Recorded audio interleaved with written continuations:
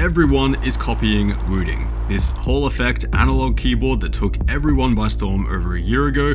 Other companies want to do the same thing. And the latest to do so is High Ground, which some of you probably have never heard of High Ground, but I actually think the stuff they're doing is pretty sick, especially in a very saturated market where every gaming peripheral company is trying to be the fastest, trying to be the best, trying to be the most competitive advantage. High Ground, on the other hand, feel more like a fashion brand, which sounds really bad on the surface, but we have to appreciate when brands do different stuff. And I've got to admit, the collabs they've done in the past look really sick.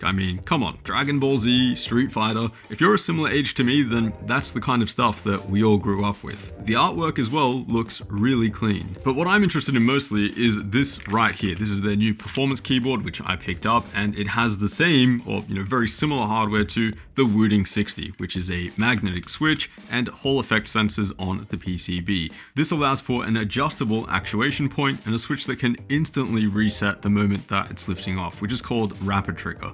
That second one is really important because it's like the biggest feature that has revolutionized gaming keyboards over the past year. And yeah, we've spoken about it a lot before, but it does give you a legit movement advantage in a lot of competitive FPS games. Now, the reason that I'm testing any of these analog gaming keyboards to begin with is because, sure, this tech is basically the future of top tier gaming keyboards, but more than anything, you just really don't know what you're getting. Like, on the surface, they all say they do the same thing, which is dynamic actuation point and rapid trigger. But the execution is different. Like on the Razer Huntsman Mini, you have a 0.5 millimeter dead zone at the bottom, and on the SteelSeries Apex Pro keyboards, they can potentially break when you plug them in, they lack features, and the software is just dreadful. So then, what about the High Ground? Well, before we even get to testing out Rapid Trigger, take a look at this. I'm technically pressing down the switch and nothing is happening. That's because the default actuation point, for some reason, is set to like 3.8 millimeters for a 4 millimeter switch. I can almost bottom this thing out before seeing any input on my screen. It's the most bizarre thing that I've seen on any keyboard. It honestly feels terrible. Really slow inputs, and for a performance keyboard, for it to be configured this way out of the box is a joke. Now, to adjust this actuation point, you press Function and Enter, press the keys that you want to adjust, and then it's page up to raise the actuation point and then page down to decrease it. Then it's just Function and Enter again to save it. So it is quite a bit of guesswork. The keys do get brighter as the actuation point gets higher up.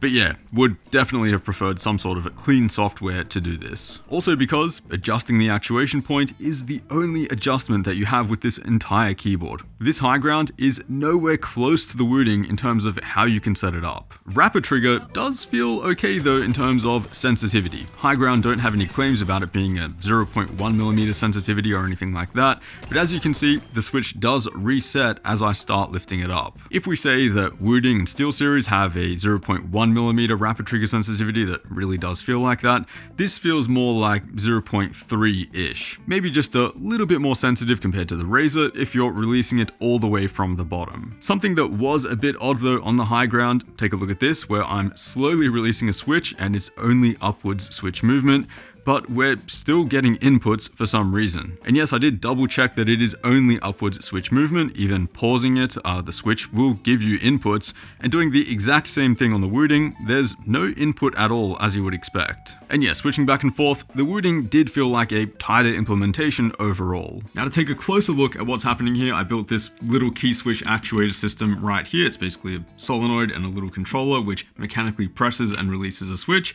Pretty neat and very simple. I then filmed that action with a very slow motion camera. So on the Wooting 60, we get 35 frames of delay. There's 42 for the SteelSeries Apex Pro, and the Razer Huntsman Mini is a fair bit slower due to that dead zone at the bottom.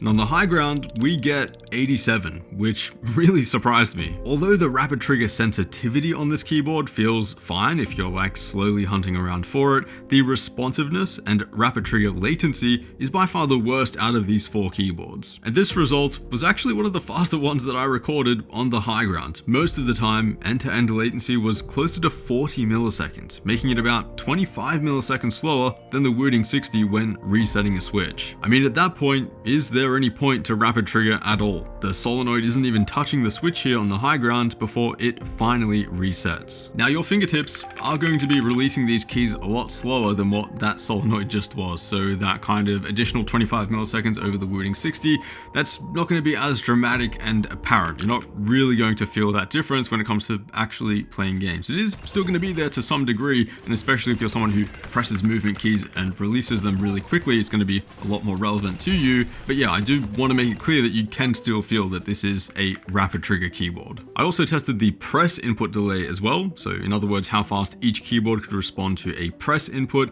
and the high ground just isn't it. The other three keyboards here are all within the same range. I mean, all kind of within margin of error when also considering that there's PC latency in this number as well, but the high ground is looking about 8 milliseconds worse. So I mean, the high ground performance keyboard, not really sure what to make of this thing. Honestly, it feels incredibly rushed. It does sound pretty good though. You know, lube switches, nice sounding stabilizers.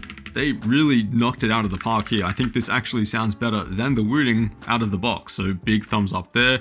But yeah, when we talk about performance, it is not even close to the Wooting 60 at the same price point. And yes, this is a 65% keyboard, so it does have physical arrow keys, but I mean, you can easily do that on the Wooting 60 as well. You just go to the mod tab function, and then you can easily do that in like 3 seconds. Now, there are so many of these rapid trigger analog keyboards coming out, I honestly can't keep up. I get asked to review a new one every like 2 to 3 days, which is absolutely nuts. I'm gonna be honest though, I think at this rate, after what we've seen so far, I don't think anything can beat the Wooting 60 when it comes to raw performance and when it comes to the amount of features that it offers in such a lightweight software experience. I think the high ground performance keyboard is unfortunately the worst one that I've tested so far, and if it was my money, I'm still getting the Wooting.